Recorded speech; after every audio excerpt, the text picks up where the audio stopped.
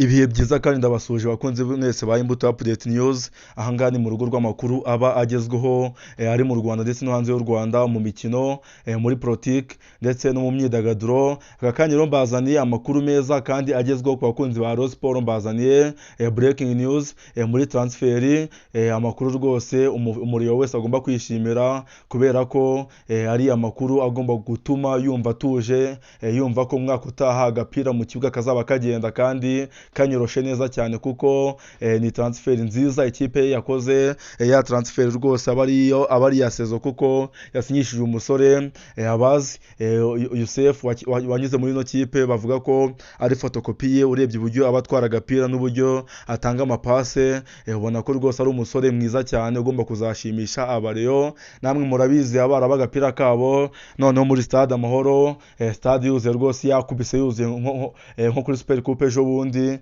Uyu musore rwose ndakeka azashimisha abareba benshi. Akaba transfer yasohotse mu kanya kashize, aho ikipe ya Rayon Sports inyujije ku mbuga nkoranyambaga zabo igatangaza amakuru meza kandi agomba kwishimirwa n'umuriro wese, kuko ni inkuru ije ikenewe. Nubwo hari bamwe batabyifuzaga, wabonaga ko hari ababirwanyaga bitewe n'uko umusore yasinyishijwe atumvikanwaho na benshi, bavuga ko yavuye mu cyiciro cya kabiri, katavuye mu ikipe ikomeye. Ese ni ukubera iki hari abatabyishimiraga? Ni ukubera iki hari abumvaga atasinya? Ese amakipe kuko yakiniye ni amakipe yoroshye nk'uko byavugwaga? Nibyo ngiye korokaho kano kanya neza cyane mu nkuru no munsi.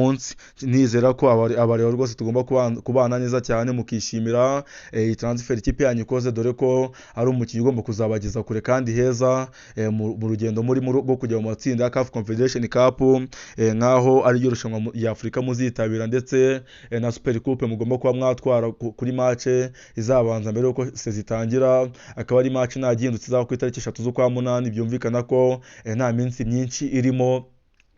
Bamwita rero Mohamed Sheri, akaba ari umusore Mureri yasinyishije, akaba ari umusore rwose ukomoka mu gihugu cya Tunisia. Ni umugabo kuko afite imyaka myinshi cyane, gusa afite na mikeya cyane kuko afite imyaka 24 y'amavuko. Byumvikana ko atari mukuru cyane, imyaka 24 abakiri umujene, abakiri wa mukinyi ugitanga byinshi bigiye bitandukanye, dore ko na Mbappe bayirengeje afite 25, wa Vinicius baraho ngaho, Erling Brot Haaland ari muri yo level. Byumvikana ko imyaka 24 ari imyaka umukinnyi aba ageze mu gihe cye cyiza cyo kuba yatera agapira keza, cyo kuba yatwara ibikombe, agatwara byinshi bigiye bitandukanye byatuma rwose agera ku nzozi ze zo kuba yakina umupira w'amaguru kandi agasakisesinga. Nkubwire ko uyu no mukinnyi yakiniye Tunisia, yaba ari munsi y'imyaka 23. Byumvikana ko ari umukinnyi ukomeye muri biriya bihugu. Kubona ukiniye abana babo aba ari ibintu bitoroshye, kuko ni amakipe aba afite development iri hejuru cyane, amakipe ubona yita ku bintu byo gutegura abana.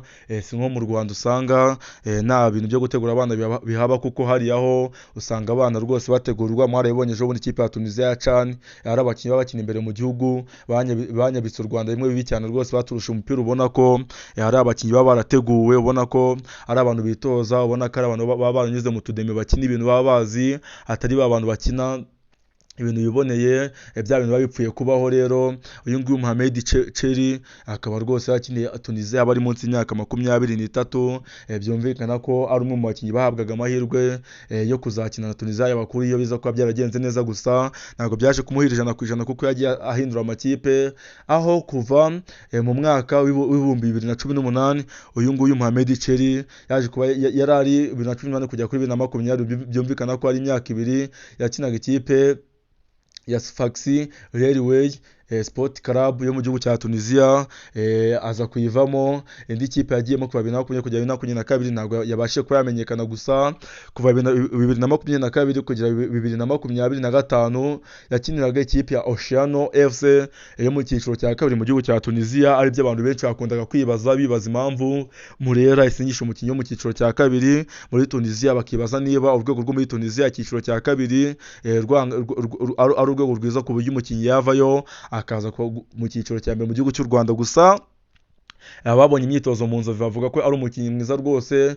batangaga icyizere, wabonaga ko akina ibintu azi kandi biteguye neza cyane, kandi izindi mbaraga yari afite nuko ari umutoza wamwizaniye. Akenshi usanga umukinnyi wizaniye n'umutoza kuba wamukura mu kibuga biba bigoye cyane, none iyo umutoza mujyamyeho biba bigaragara ko amufitiye icyizere. Akaba ariyo mpamvu rero abareba mwese mugomba kuvuga muti urakaza neza muri Murera, ikipe y'Abanyarwanda, ubundi mukomeze kwenjoyinga na transfer zigezweho. Njyewe nitwa Pacifique Mbuto Rukundo, igihe munyamakuru wanyu hano ku kinyamakuru cyanyu Imbuto Update News, ubundi dukomeze kubana mu yandi makuru menshi abagezweho. Ndabakunda cyane, ciao ciao, à très vite, inshallah, alhamdulillah.